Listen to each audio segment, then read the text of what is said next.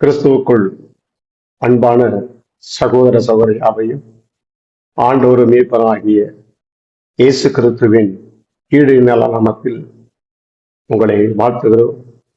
புது வாழ்வு கிறிஸ்தவ சபை மூலமாக உங்களை சந்திப்பதில் நான் மிக்க மகிழ்ச்சி அடைகிறேன். கர்த்தருடைய வார்த்தைக்காக கடன் செல்வோம். நாம் இந்த நாட்களிலே நீதிநூல் புஸ்தகத்தை குறித்து நாம் பார்க்க போகிறோம். நீதிநூல் புஸ்தகம் வேத புஸ்தகத்திலே மிக மிக ஒரு முக்கியமான புஸ்தகமா இருக்கிறது.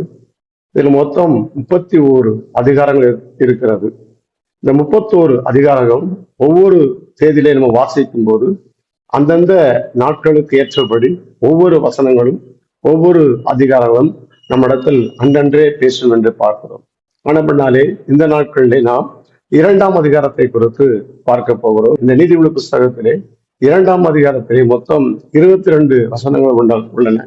இந்த 22 வசனங்களிலேயும் எதை மையப்படுத்தி இந்த வசனங்கள் எல்லாம் சொல்லப்பட்டிருக்கிறது என்றால், அதை தொடங்கும் போது வேத புஸ்தகம் அழகா சொல்கிறது, ஆண்டவரை தேடு என்று சொல்லுகிறது. ஆண்டவரை தேடுவதனாலே நமக்கு என்ன நன்மைகள் உண்டு என்று வேதம் இந்த நீதிநூல் புஸ்தகம்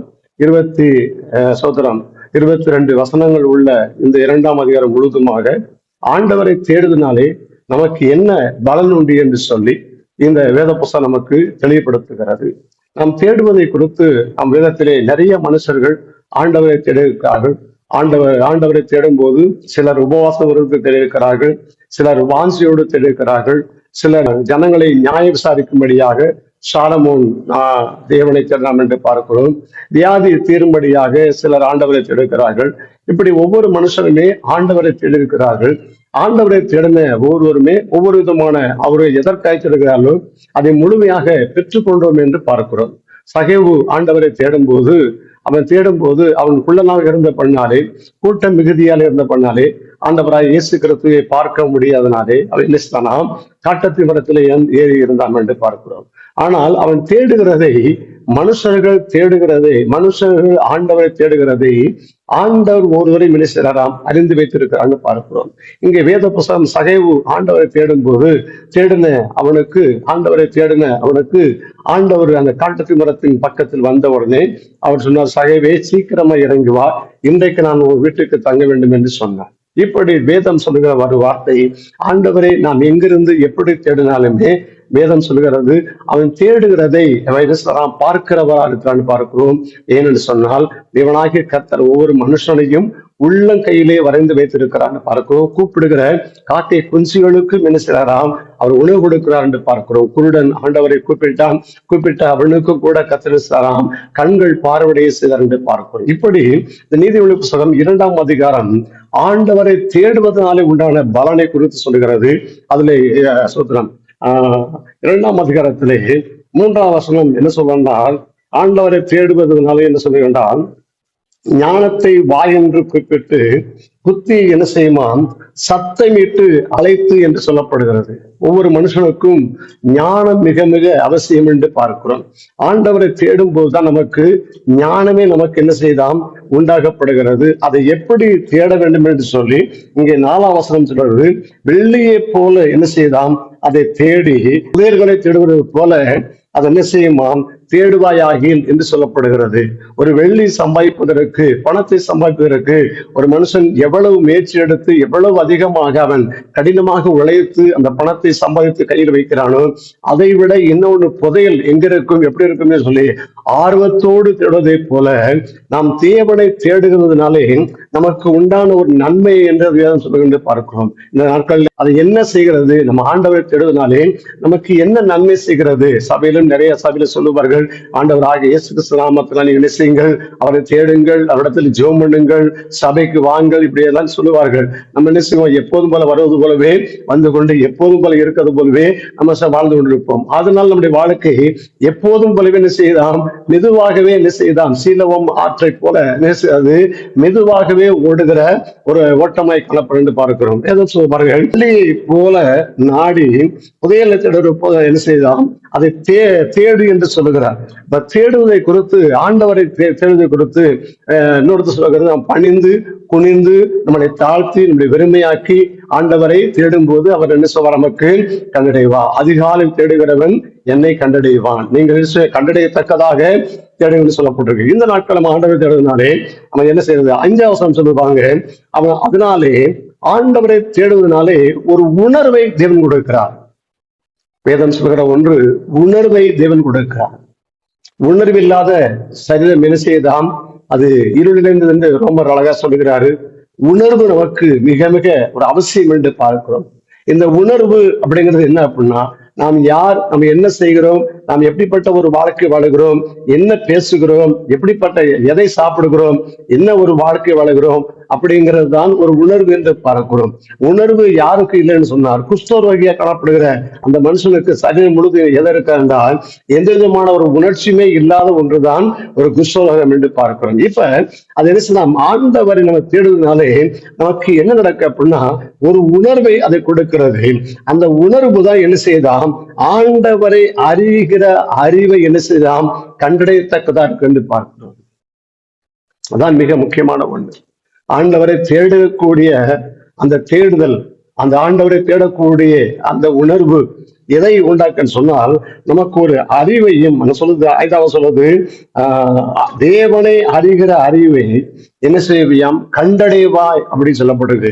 தேவன் எப்படிப்பட்டவர், அவருடைய சுபாவங்கள் என்ன, அவருடைய செயல் என்ன, எதற்காக தேவன் பூமிக்கு வந்தார், எதற்காக அடிக்கப்பட்டார், எதற்காக மரித்தார், எதற்காக ரத்தம் சிந்தினாரு, எதற்காக மரித்து 3ஆம் நாள் உயிர் எழுந்தாரு, எதற்காக வருவது, இதெல்லாம் தேவனை குறித்து அறிகிற அறிவை என்ன செய்யுமாம்? நாம் தேவனை தேடும் போதுதான் என்ன செய்யுமாம்? இவைகள்லாம் என்ன செய்யும்? நமக்கு கண்டடைய முடியும் என்று சொல்லப்பட்டிருக்கிறது. அப்ப அதுல 9ஆம் வசனம் சொல்கிறது, சகலவிதமான நல் வழிகளையும் என்ன செய்யுமாம்? அறிந்து கொள்ள முடியும் என்று சொல்கிறாரு. எப்பொழுது தேவனை தேடுகிற ஒரு வாழ்க்கை வாழுகிறோமோ, ஒவ்வொரு நாளும் நாம் தேவனை தேடுகிற ஒரு வாழ்க்கை வாழுகிறோமோ, அந்தந்த நாள் முழுவதும் மாத்திரமல்ல, நமக்குடைய அன்றைய தினமும் நாளை தினமும் நாளை மரணம் நடக்கக்கூடிய வரக்கூடிய அந்த நாட்களை குறித்து என்ன செய்து நமக்கு சகல விதமான நல் வழிகளையும் என்ன செய்தாம்? அறிந்து கொள்ள முடியும் என்று சொல்லி 9ஆம் வசனம் நமக்கு அழகா சொல்ல வேண்டும் பார்க்கிறோம். அது சொல்லும் போதே சகலவிதமான நல் வழிகளை என்ன செய்யுமா? ஒரு மனுஷன் நினைச்சு வராம் அறிந்து கொள்ள முடியும். இப்ப ஆண்டவரை தேடுவதனாலே உண்டான நன்மையை குறித்து பார்த்தோம். இதனால எதனால நம்ம மாற்றப்படுகிறோம் என்று சொன்னால், துன்மார்க்கனுடைய வழியிலிருந்து நம்ம என்ன செய்யுமாம்? மாற்றப்படுகிறோம். மாறுபாடா பேசுகிற மனுஷனுக்கு என்ன செய்ய நம்ம விலகப்படுகிறோம் என்று பார்க்கிறோம். 13ஆம் வசனம் சொல்கிறது, அதாவது அந்தகாரமான வழியில நடக்காதபடிக்கு நீதி நிழலை விட்டு என்ன செய்யுமா? விலகாதபடிக்கு நம்முடைய என்ன செய்யுமா? அந்தகாரமான ஒரு வாழ்க்கை வராதபடிக்கு, நீதி நிலை விட்டு விழாதபடிக்கு நாம் தேவனை தேடுவதனால் இப்படிப்பட்ட ஒரு நன்மைகள் நமக்கு உண்டாகிறது. தீமை செய்ய மகிழ மாட்டோம் என்று ஒரு காலம் என்ன செய்யுமா? தீமை செய்வதற்கு நம்ம மகிழ மாட்டோம். துன்மார்க்கமான மாறுபாடான வழியில என்ன செய்ய மாட்டோம்? ஒரு காலம் நம்ம கழிவுற மாட்டோம், அந்த வழியில போக மாட்டோம். 15ஆம் வசனம் சொல்கிறது, மாறுபாடான வழியில என்ன செய்ய நம்ம விட்டு விலகி வருகிறோம். கோணலான வழியில் விட்டு நம்ம சொல்லுவோம் மாற்றப்படுகிறோம். 16ஆம் வசனம் சொல்கிறது, தேவனுடைய உடன்படிக்கையை மறக்காமல் இருக்கிறோம் என்று பார்க்கிறோம். 17ஆம் வசனம் சொல்கிறது, இதனாலே அந்நிய பெண்ணாய் காணப்படுகிற பரஸ்திரியுடைய வழிகளுக்கு நம்ம என்ன செய்வோம்? மாற்றப்பட்ட ஒரு வாழ்க்கை வாழுகிறோம். நான் ஒன்றே ஒன்று செய்கிற ஒன்று, தேவனை தேடுகிற ஒன்று செய்வதனாலே இப்படிப்பட்ட கருத்தில் நம்ம என்ன செய்வோம்? வழி விலகி வாழ்கிறோம் என்று பார்க்கிறோம். இது ஒரு கருத்தை மாத்திரம் செய்கிறது. என்ன? தேவனை தேடுவதனால் நமக்கு உண்டான ஒரு மேன்மை குறித்து சொல்லுகிற என்று பார்க்கிறோம். 20ஆம் வசனம் சொல்கிறது, நாம் தேவனை தேடி இவைகளெல்லாம் தப்பித்து இவைகளெல்லாம் கடந்து இவைகளெல்லாம் விட்டு விலகி வருவதனாலே 20ஆம் வசனம் அழகா சொல்வது, நல்லோர்களின் வழியில் நடக்க நம்முடைய இருதயம் என்ன செய்யுமா? பக்குவப்பட்டு இருக்கும் என்று பார்க்கிறோம். அதுதான் அதுல முக்கியமான ஒன்று. எப்பொழுது நம்ம தேவனை தேடுகிறோமா அப்பொழுதுதான் வேதம் சொல்கிறது, நல்லோர்களின் வழியில் நடக்கத்தக்கதாக நம்முடைய வாழ்க்கை என்ன செய்தாம்? தேவனை தேடுகிற ஒன்று நம்மளை இப்படி மாற்றுகிறது. 21 வசனம் சொல்கிறது, பூமியில் நம்ம என்ன செய்யுமா? ஆசமனங்களா இருக்கிறோம் என்று பார்க்கிறோம். பூமியில நம்ம என்ன செய்யுமா, வாசம் பண்ணுகிற ஒரு வாழ்க்கை வாழுகிறோம். வாசம் பண்ணாத ஒரு வாழ்க்கை அல்ல, நாற்றம் எடுக்கப்பட்ட ஒரு வாழ்க்கை அல்ல. நம்மளை குறித்து பிறர் பேசும்படியாக நம்ம சொல்லுகிறது வாசம் பண்ணுகிற ஒரு வாழ்க்கை. 21 சொல்லுகிறது, அதுல என்ன செய்யுமா, நாம் பூமியிலேயே தங்குறவளா இருக்கிறோம் என்று பார்க்கிறோம். நம்முடைய பெயர்கள் ஒரு காலம் என்ன செய்யாதாம், அழிக்கப்படாத ஒன்றா இருக்கிறது.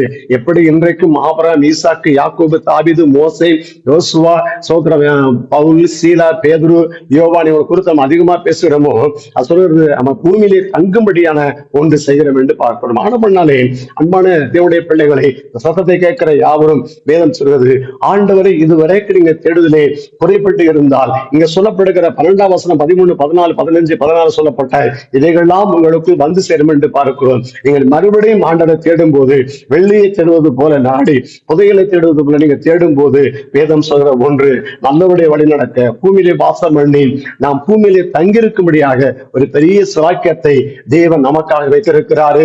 நமக்கு இப்படிப்பட்ட ஒரு சிலாக்கியத்தை வைத்த தேவனை நாம் தொடர்ந்து ஓடும் தேவனாகிய கர்த்தர் அவர் ஆவியாகவும் அவர் ஜீவனம் இருக்கிறோம் என்று பார்க்கிறோம். ஆவியான தேவனுக்கு சொரூபங்கள் ஒன்றுமில்லை என்று பார்க்கிறோம். மனப்பண்ணாலே நீங்கள் மனம் திரும்பி கர்த்தராகிய இயேசுவை ஏற்றுக்கொண்டு கிறிஸ்துவுக்குள் வேர் கொண்டு மறுபடியும் நீங்கள் வளரும் போது, ஆண்டவரை தேடும் போது உங்களுக்கு நன்மைகளை கர்த்தர் சிரசில் வைப்பார் என்று பார்க்கிறோம். ஆமே. கண்களை முடிச்சோம். நல்லதுக்கப்புறே இந்த வார்த்தையின்படி கேட்ட யாவரையும் கர்த்தர் ஆசீர்வதிங்க. வந்த கேட்ட யாவருக்கும் ஆண்டவரை தேடுகிற ஒரு வழக்கத்தையும் நேரத்தையும் ஏற்படுத்த ஜெபிக்கிறோம். ஆசீர்வதிங்க. இயேசு கிறிஸ்து மூலம் ஜெபங்களும் நல்ல பிதாவே. ஆமென். ஆமென். இயேசு கிறிஸ்து நாமத்தில் உங்களை வாழ்த்துகிறேன். கர்த்தர் உங்களை ஆசீர்வதிப்பாராக.